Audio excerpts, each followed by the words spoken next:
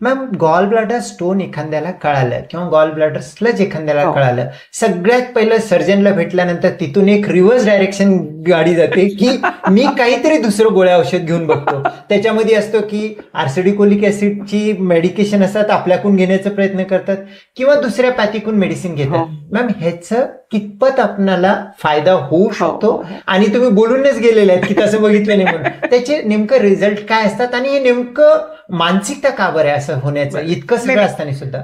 कुठलीही आजार झाला की त्याला शक्यतो ऑपरेशन न करता औषध गोळ्यांनी होईल का, हा कुठल्याही माणसाला जर वाटलं तर ते ह्युमन नेचर आहे. त्यामुळे मी रिस्पेक्ट करते त्यांची. जर ही त्यांच्या मनात जर हे विचार आले की मला ऑपरेशन नका, तुम्ही औषधं लिहून द्या, मी तुम्ही म्हणाल तितके दिवस घेते किंवा घेतो, तर ही त्यांची डिमांड चुकीची आहे असं मला वाटत नाही. कारण त्यांना आपल्याला तुला मला जो एक्सपिरियन्स आहे ट्रीट केल्यानंतर की हे नाही ट्रीट केलं तर काही लोकांच्यात काय होऊ शकतं, त्यामुळे आपल्याला ते शहाणपण आलेलं आहे.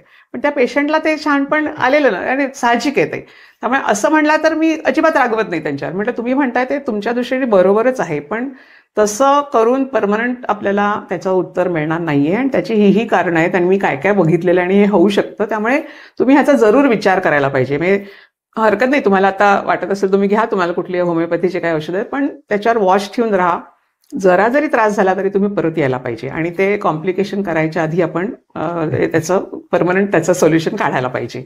सो हे नॅचरल आहे असं मला वाटतं. आणि इंडियात तर आहेच, आपल्याकडे एवढ्या पथ्थीज आहेत, ॲलोपॅथी आहे, युनानी आहे, होमिओ आहे. प्रत्येक जण 100% रिझल्ट सर्जनच नाही करू शकत.